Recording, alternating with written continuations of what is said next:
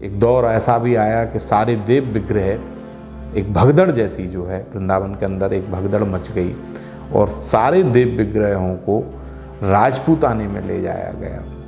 वो वृंदावन ही नहीं, ब्रज के अन्य देव विग्रह भी, जैसे श्रीनाथ जी को भी यहाँ से राजपूताने में शरण लेनी पड़ी।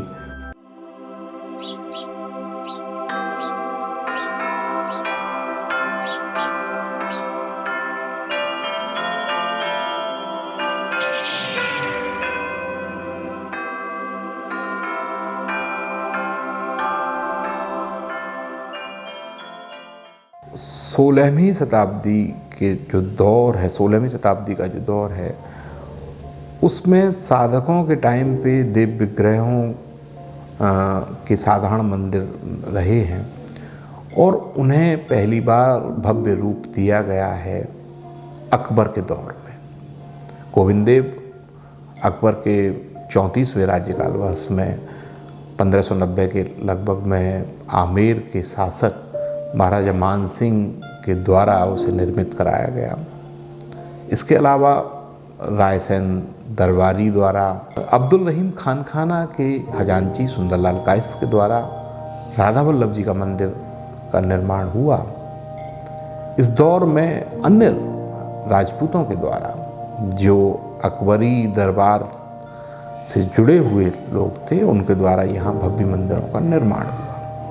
तो हम देख सकते हैं कि 16वीं शताब्दी में जो मंदिर वृंदावन में बन रहे हैं, उनमें वो जो अकबर की जो राजपूत नीति है, वो उदारता है, वो हमें दिखाई देती है। जहांगीर के टाइम पे वृंदावन में कोई मंदिर नहीं बना है।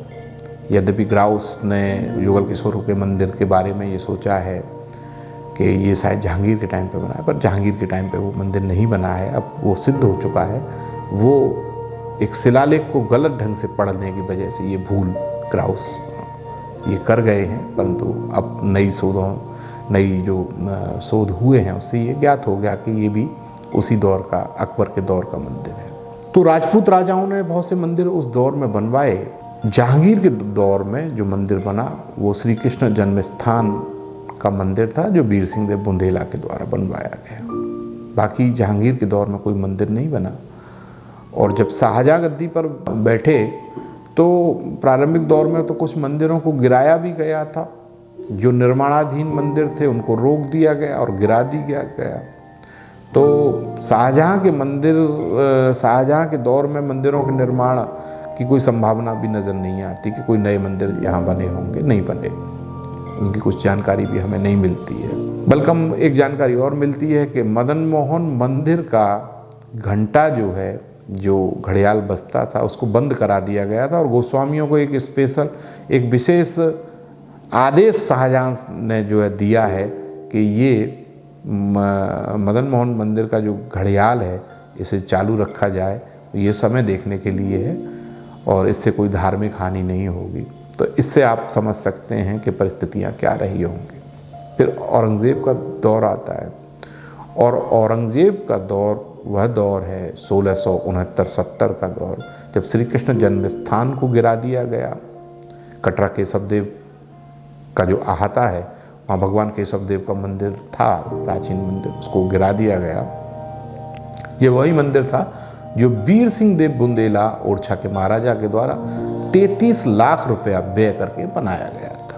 उसको औरंगज़ेब के उस दौर में गिराया गया और अन्य जो वृंदावन के मंदिर थे, मुगल प्रशासन के द्वारा उनके प्राय शिखरों को तोड़ दिया गया।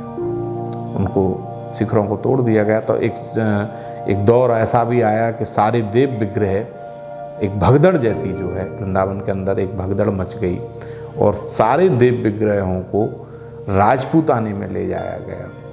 वो वृंदावन ही नहीं, ब्रज के अन्य देव विग्रह भी, जैसे श्रीनाथ जी को भी यहाँ से राजपूताने में शरण लेनी पड़ी और गोविंद देव आमेर चले गए। और ज़्यादातर देव विग्रह कामबन, जो उस समय कामा जो है उस समय आमेर की रियासत के अंतर्गत था और कामबन ब्रज का हिस्सा भी माना जाता है। तो मुग़ल क्षेत्रों से दूर ब्रज भी न छूटे, इसलिए कामवन को चुना गया। और ऐसा समय आया कि बहुत से देव विग्रह, राधा वल्लभ जी भी और अन्य भी, कुछ दिन गोविंद देव जी भी वहाँ कामवन में थे। और वृंदा देवी जो वृंदावन की एक महत्वपूर्ण प्रमुख देवी हैं और गोविंद देव जी के बराबर में उनका मंदिर हुआ करता था, आज भी कामा में स्थापित हैं और वो उसी दौर में यहाँ से गई। युगल किशोर जो व्यास जी के द्वारा स्थापित देव विग्रह था, मंदिर था, उसके जो ठाकुर युगल किशोर हैं वो पन्ना मध्य प्रदेश चले गए। तो इस तरह से गोविंद देव, दामोदर और गोपीनाथ जी, तो वो जो अकबरी दौर के जो मंदिर बने, प्राय वो सारे मंदिर 1669-70 तक औरंगजेब के टाइम तक आते आते, और वो बहुत बुरी हालत में, जब ग्राउस 1874 के लगभग मथुरा के कलेक्टर के रूप में यहाँ आते हैं, तो उन्होंने मथुरा डिस्ट्रिक्ट मेमोयर में ये इन मंदिरों के हाल लिखे हैं, क्योंकि ये मंदिर प्राय उस समय तक बड़ी बुरी हालत में पहुँच गए थे, खंडहर के रूप में तब्दील थे और इनके शिखरों को, अधिकांश शिखरों को तोड़ दिया गया था।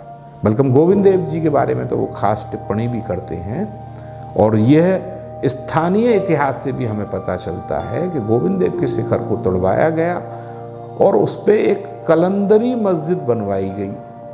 हालांकि वो मस्जिद, वो उसमें कुछ ज़्यादा समय तक वो नहीं उसका निर्माण उस पर ऊपर टिक सका, परंतु ग्राउस के समय तक उसके अवशेष जरूर थे। ग्राउस ने अपनी पुस्तक में भी लिखा है कि एक इस्लामिक स्ट्रक्चर उसके ऊपर मौजूद था और मैंने हटा दिया।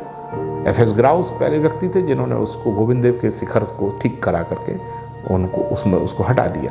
जो पहला फोटो लिया गया है गोविंद देव का जीर्णोद्धार से पहले का, उसमें वो आज आप उसको अभी भी देख सकते हैं, ऊपर जो स्ट्रक्चर जो था, तो उसको हटाया गया। तो एक तरह से हम कहेंगे कि अकबर के दौर में जो दोनों धर्मों के बीच में जो ब्रज में संवाद जो कायम हुआ, वो औरंगजेब के दौर में आकर के टूट गया।